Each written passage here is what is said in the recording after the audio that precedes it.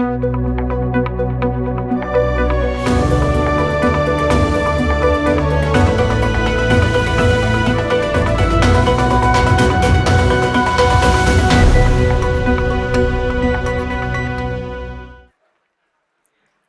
to Inside Brussels. This is the second episode of the European Conservatives News Show, where we talk to decision makers and experts looking at what kind of impact EU policies and legislation will have on your everyday lives as Europeans. We all know that energy is the key to success, and more importantly, cheap energy is the way to ensure growth for both countries and for the people. Paying less for heating or filling the tank of our car will help us to have more money in our pockets. Producing goods for less will also create more jobs and will make things in general more affordable, also when it comes to food. And when energy is not cheap, well, we all see the consequences today. Most people across Europe are poorer than before. How did we come to that? Not so long ago, nuclear energy was seen as the ultimate liberator of mankind. Affordable and abundant energy, after all, is essential to social security, stability, and growth. There's hardly a better option. Nuclear energy has been proven to be the cheapest, cleanest, and safest of all major energy sources. Yes, it is good to have an energy mix that balances the different sources of energy. Yes, we need to keep looking into new and different technologies. But why are we so narrow-sighted? Or better said, why are politicians so narrow-sighted? Didn't they see this coming? Throughout the 90s, anti-nuclear movements gained steam in European countries. The nuclear dream started to disappear. And we began experimenting with new technologies that could not fill the nuclear gap. But at least we had cheap fossil fuels that allowed us to carry on. But that is not the case anymore. We Europeans consume ever more energy. We need ever more energy, and to thrive, we need cheap and clean energy. With the European Union introducing near impossible decarbonization targets to tackle the looming climate crisis, nuclear energy should be the #1 option. Yet Europe willfully underutilizes the only technology with virtually unlimited potential. While saying that reducing emissions is all important, Europe's anti-nuclear left would still tear down every remaining nuclear power plant. Instead, they are reopening old carbon power plants. It seems that their opposition to nuclear is based not so much on science and facts, but feelings and ideology.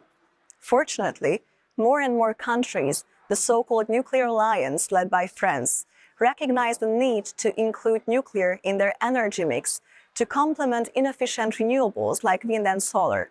Even the European Parliament, which for so long refused to support nuclear as an alternative energy source, included nuclear in its green energy subsidy plans a few months ago and has recently backed a motion that called for a development of small-scale nuclear reactors across Europe. Finally, it looks like the anti-nuclear crusaders have seen reason and are now allowing a more investment-friendly environment for European nuclear energy to take shape. But what if we're already late to the party? Can Europe still lead this energy revolution? In this episode of Inside Brussels, we'll try to answer the European Union industry's most burning questions and address some of the most prominent myths to set the record straight about nuclear power. But before we turn to our first guest in the studio, James Woudhuysen, Visiting Professor of Forecasting and Innovation at London South Bank University, let us watch our reporter Tamás Orbán reporting on a recent key vote in the Parliament, the result of which gives hope to Brussels' pro-nuclear side. The European Parliament's Energy Committee just adopted a report in support of using small-scale nuclear reactors to complement Europe's green energy transition. The resolution calls for the Commission to establish and finance a specific development strategy for small modular reactors, or SMRs, across Europe, a type of innovative technology that has the potential to make nuclear energy generation even cheaper, cleaner, and more sustainable in the future. The move represents a break from the last decade's anti-nuclear crusade from Brussels and is especially celebrated among conservatives worried about Europe's energy security amid the EU's wider push for decarbonization with the use of much less effective renewables. For more EU news, visit our website. I'm Tamás Orbán for the European Conservatives. Before we dive into the specifics of the Small Modular Reactors initiative, let us look at the long-term social and political consequences of Brussels' anti-nuclear attitude with Professor Woudhuysen, who speaks worldwide about the sociology, politics, and economics of technological innovation and is an author of several books in the field.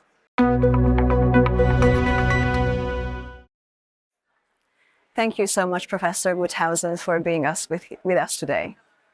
Thank you.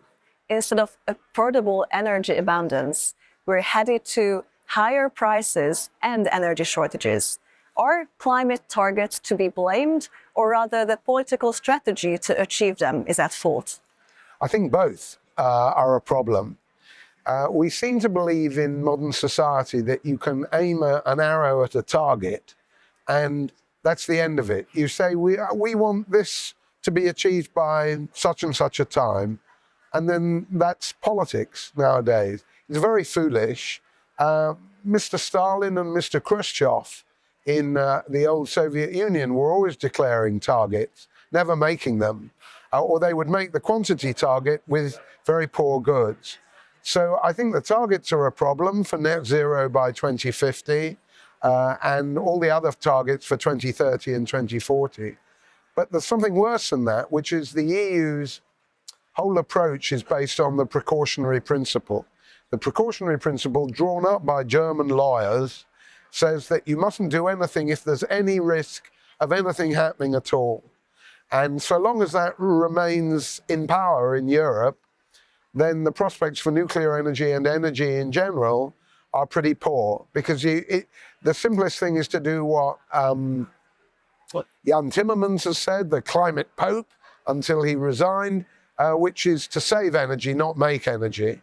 The best energy is the stuff that you don't use. We heard this 40, 50 years ago from American Greens. It's a very conservative philosophy, but in a bad way, conservative. It just says, don't do anything, turn the lights off. And that is no way to develop fast, reliable, cheap, good energy for the future. What do you see as the long-term social and political consequences of Europe's current climate strategy? Deindustrialization, the end of industry, not the complete end, but it's already happening in Germany, where large chemical companies like BASF and Hoechst and so on have declared and moved to cut down on energy supplies, and the governments now pay, in Britain as elsewhere, and I'm sure in the EU, pay energy users not to use it. This is the same philosophy as I was already referring to. You would think energy was a bad thing, and therefore if you do think it's broadly a nasty thing that human beings do to the planet, you are not going to want industry. You are not going to want chemical plants. You're not going to want more electricity. You're going to want Europe to go to sleep. And that's really where we're headed. Where does the rest of the world stand on nuclear research and deployment? And what is Europe's geopolitical outlook in the energy race? Well, the fact is that Europe's, or the EU's political outlook, we've got the same in Britain, although we've left the EU, is we want everybody else to supply us energy in terms of materials and everything else, but not do it ourselves, except when it's wind and, if we're lucky, solar. So it's a very irresponsible attitude. What it means is that politicians outsource energy supply to material suppliers, including Russia, and not just in gas, but also in uranium, which is a foolish policy from the point of view of energy security, and is a kind of hands-off policy. We've got clean hands because we don't work, and it's very sad. So the rest of the world, by contrast, especially the United States, also Canada, a little bit Britain, a bit Japan, is way ahead in research on nuclear.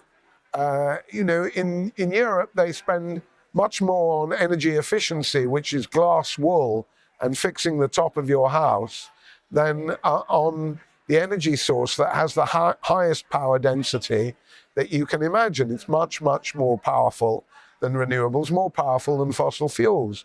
If you look at research and development in the EU, about 800 million euros a year is spent by the EU on nuclear. There's about 1.2 billion on renewables. And the overall figure is about 5 billion. So, nuclear is the ugly sister. It's the Cinderella, I should say, of nuclear. It's not cool to do research there. Not regarded as a major source of energy, something to be celebrated. It's something that's attacked by the Germans because they've always had this big anti-nuclear movement. So really we're slouching our way to Bethlehem in the EU at the moment, when other countries, and this is not to speak of China or Korea, South Korea has just opened 4 nuclear reactors in the United Arab Emirates, and it did it just in a few years. It was an importer of nuclear electricity 30, 40 years ago. Now it exports it. You buy it off the shelf from South Korea, from Seoul, and it works. We don't have that attitude in the EU. Thank you so much, Professor Woudhuysen, for taking the time and joining us in the studio today. Before we turn to our next guest, MEP Franc Bogovič, who is the rapporteur of the Small Modular Reactors initiative and member of the Slovenian People's Party, let us watch our short interview with MEP Rob Roos, Vice Chair of the ECR Group, about Brussels' general anti-nuclear attitude and the importance of SMRs. Could you tell us a bit about Brussels' anti-nuclear attitude and how the left is using renewables as a tool to fight great initiatives to use nuclear as the #1 source of energy? Actually, the energy transition based on renewables is just a socialist agenda. They promise us it's free energy, it makes us independent as a continent, and it is also sustainable, which are 3 lies.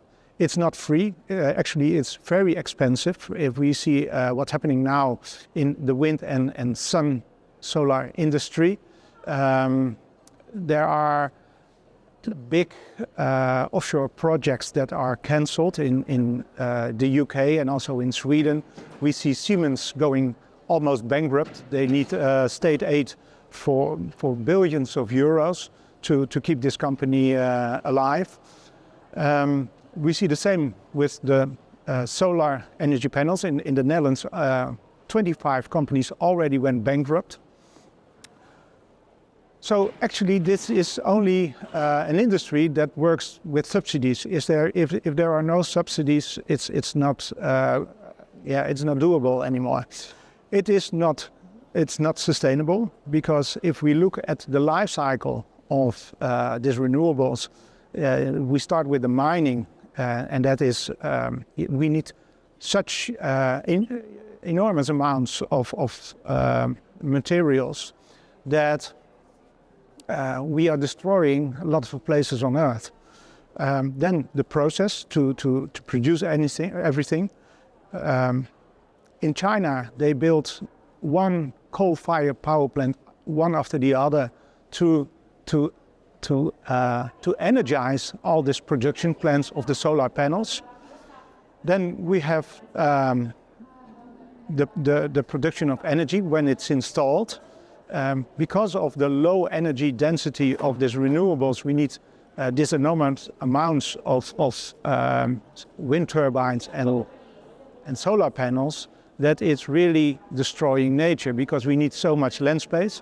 And the last thing is it's also we cannot recycle a lot of components in this from the wind turbines and the toxic solar panels. So we, after 15 or 20 years, we have to replace it, and we produce a lot of waste, and we don't have a solution for that yet. So this is not the case, and it's also It's also not that it makes us independent as a continent, because all the raw materials are controlled by China. So we are absolutely not independent. But if you start to realize what's going on, the socialists want degrowth and they want control. And this is what it's all about. If you want degrowth, you make energy so expensive that you are killing your economy, and you make life for people very complicated so you can control them. Because everything we do in life, breathing, eating, traveling, living, everything we do leads to CO2 emissions.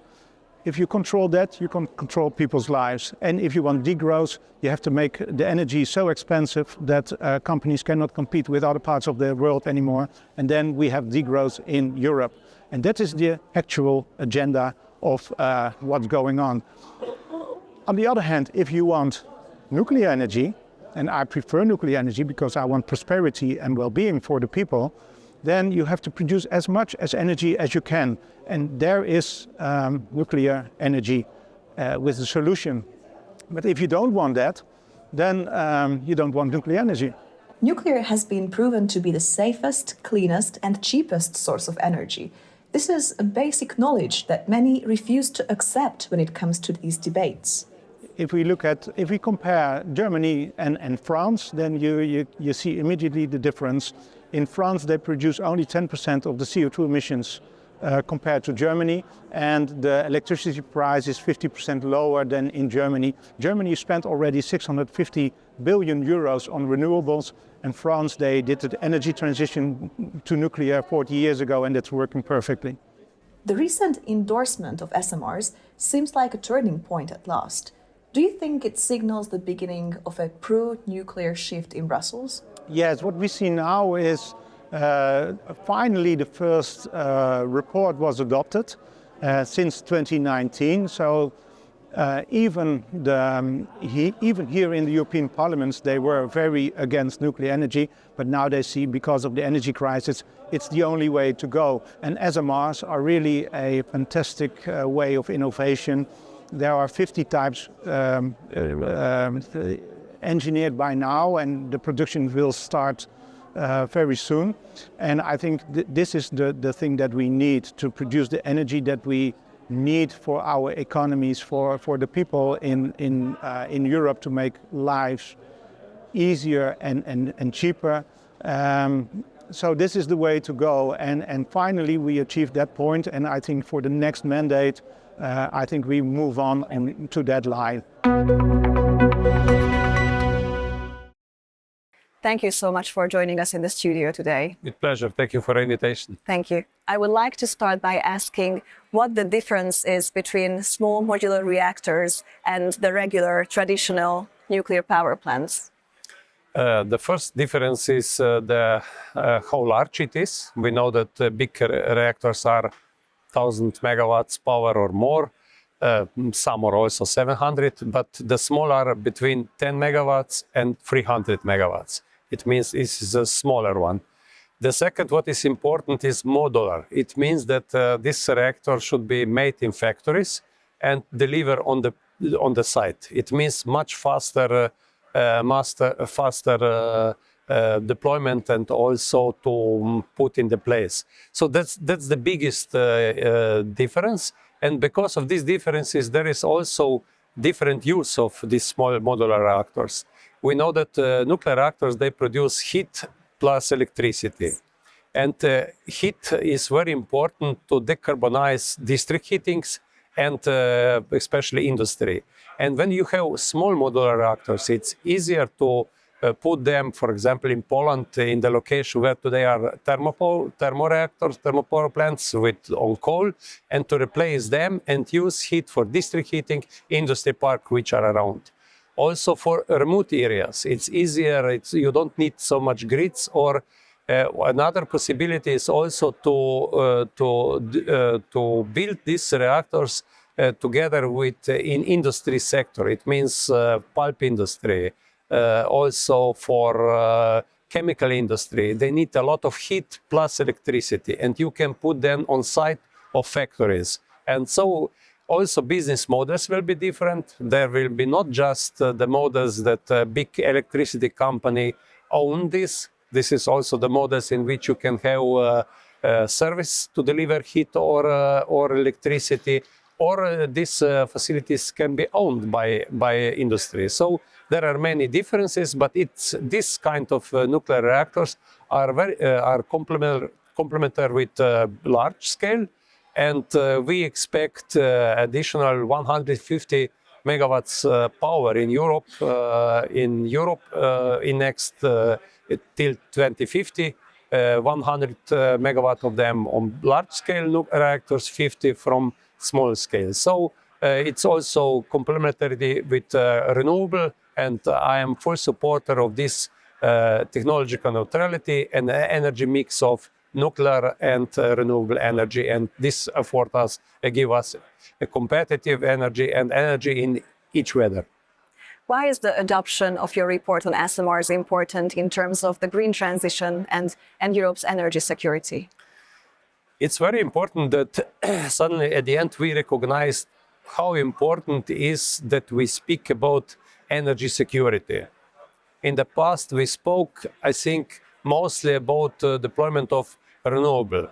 But after COVID crisis, after this terrible war in Ukraine, we recognized that we need all sources of low carbon energy. And energy must be affordable, and energy must be also green and also competitive. And we see what is the lack of competitive sources of energy in Europe. And in the way to decarbonization of our society, it was very important that through this report I tabled, the initiative report, we started this debate in European Parliament about nuclear energy. Many years ago, we didn't spoke about nuclear energy in the reports in European Union, but now we have direct report, especially about small modular reactors, but we also put in this report what are benefits from nuclear energy. And I think this is a very important topic. I am very happy that we also put this technological neutrality in our Net Zero Act, in which nuclear energy has similar value, similar place like renewable energy. That was not the case in the past. Also, if we look at Inflation Reduction Act, American Act, which we try to answer by Net Zero Act, we see this approach of technological neutrality. So I think it's very important that we table this, that we got quite big support on ITRE committee. I'm sure that this will be also on plenary session, and that my goal is that we start to speak about low carbon energy, not to divide nuclear and renewable. I think that it's more and more people recognized also on COP meeting that nuclear energy is part of this energy mix. And I think that this is the very important part of work for the next commission, that they will say low carbon is equal renewable, and also for European Investment Bank, that they will support this technology, like this will be support also from the Commission side. We know that we have small modular reactor partnership, which was established by Commission, and Commissioner Kadri Simpson announced this support for Small Modular Reactors Alliance. So I think that we are on the right track, and I'm happy that also this debate about small modular reactors bring nuclear energy back in the European Parliament. The SMRs are incredibly important, as you said, to balance renewables, unreliable renewables like wind and solar, with something reliable as nuclear energy. So it makes me wonder what the timeline is of deployment of SMRs in Europe. It's a very important question, and the timeline which was set by industry is that at the start of 30s, we can expect deployment of SMRs. For this are many conditions and also many things what is necessary to do. We include this in my report. And first is technological development. Now there are many initiatives around the Europe and around the globe. And what is also very important that we work together with regulatory bodies, so that at the same time as we develop the technology on the one side, that on another side, regulator and safety regulators, what is very important for licensing, works in parallel, not one after second. And this is very important that we also work together on common regulation for more countries. It was started by France, Finland and Czech Republic, and now to these three countries, other three countries joined. It's Sweden, Netherlands and Poland. It means that now we have 6 countries who thinks about one process of licensing, so that it can be similar in other countries. I'm sure, and I'm a big supporter that like-minded countries about nuclear power plant, nuclear energy must work together, that at the end we will have faster and more unique process. We will have modular reactors, and so the process for licensing must be modular. What is also very important is development also of supply chain. It's very important, and I usually say that we must create Airbus on small modular reactors. This Airbus, we know that this was a successful story of European industry, and also for deployment of SMRs, we need a lot of companies from different countries, and this is also something what brings support for this type of technology, what is also needed for this. What is also very important are education system, to attract through this clear political and business messages that people will have a future in this technology. And this, I think, is also very, very important that the young people support this. I'm from Slovenia, and in my country, we have nuclear power plant. I was mayor in the city with nuclear power plant. And in my country, the support to nuclear energy is because of environmental issue among young people. And I think this is this connection which we must bring also on European level. And this is something what will give the future for the next time. So I can say that we made these political decisions, and I'm very glad that also my report is part of this way. European Commission made their work.